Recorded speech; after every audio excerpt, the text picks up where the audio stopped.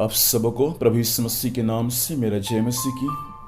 प्रियो, मैं परमेश्वर पिता को धन्यवाद देता हूँ। परमेश्वर ने फिर से समय दिया, रात्रि को संभाला, इस दिन को दिखाया और आज की सुबह के समय परमेश्वर के वचन को सीखने का और समझने का परमेश्वर ने मौका दिया। इसलिए मैं जीवित परमेश्वर को धन्यवाद देता हूँ। आइए मेरे साथ आज की सुबह एक वचन को पढ़ेंगे। योना नबी की पुस्तक, उसका 4 अध्याय, उसका 9 पद। यहाँ ऐसा लिखा हुआ है, परमेश्वर ने योना से कहा, तेरा क्रोध जो रेड़ के पेड़ के कारण भड़का है, क्या वह उचित है? उसने कहा, हाँ, मेरा जो क्रोध भड़का है वह अच्छा ही है, वरन क्रोध के मारे मरना भी अच्छा होता है। परमेश्वर पिता इस वचन के माध्यम से हमें आशीष प्रदान करे।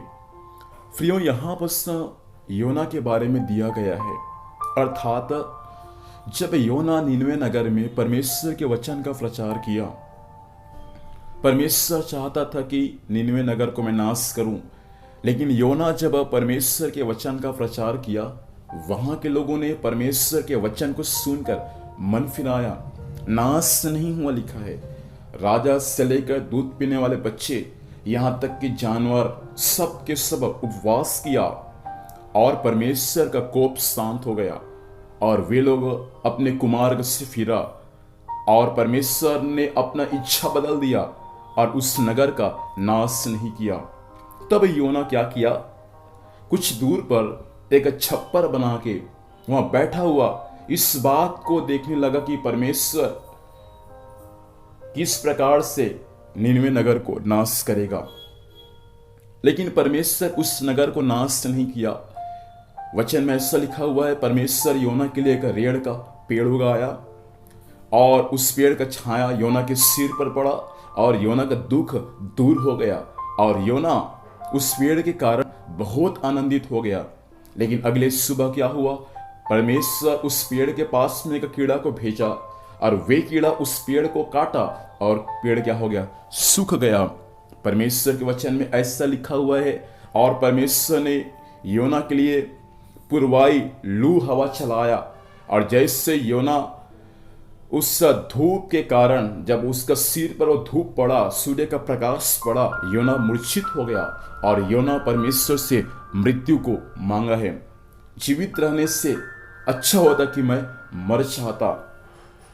आगे 9 पद में जैसा हमने पढ़ा, परमेश्वर ने कहा, हे योना, तेरा क्रोध जो रेड़ के पेड़ के कारण भड़का हुआ है, क्या यह उचित है? योना बोलता है, हाँ प्रभु, यह उचित है, जीवित रहने से मर जाना अच्छा है।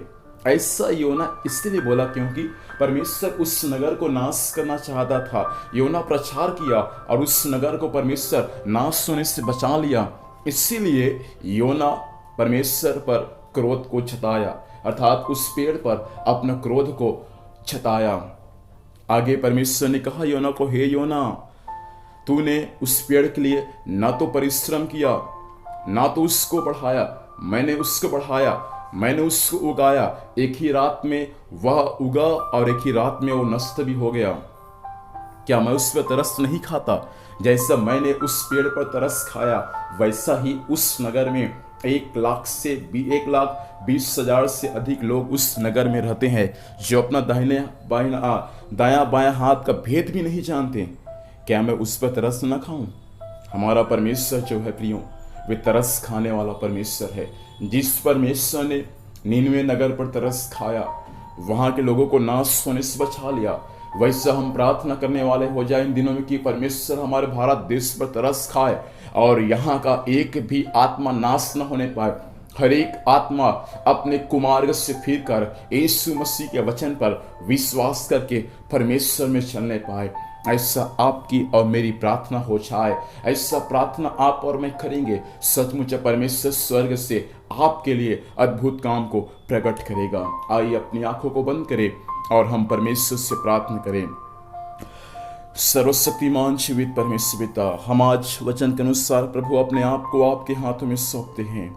प्रभु जी, जैसा आपने उस नगर पर और उस नगर के क्या मनुष्य, क्या जानवर, सब पर प्रभु आपने तरस खाया और उस नगर को नाश होने से बचा लिया। प्रभु दया कर हमारे कुटुंब को, परिवार को, हमारे शहर, गांव को, देश को प्रभु नाश होने से बचा ले मालिक। कोई भी आत्मा नाश ना होने पाए। हर एक आत्मा प्रभु आप पर, आपके वचन पर विश्वास करके आपके मार्गों में चलने वाला हो जाए। ऐसा अनुग्रह प्रदान कर। आज दिन भर संभाल, स्वर्गीय सुरक्षा दे प्रभु। जहां भी जाएंगे जाने आने में सहायता कर। जो भी कुछ कार्य करते हैं हर कार्य यीशु के नाम में सफल होने पाए। धन्यवाद, आपने प्रार्थना को सुना, यीशु के नाम से मांगते हैं, आमीन। प्रभु हमें आशीष दे। सबको जय मसीह। Praise the Lord.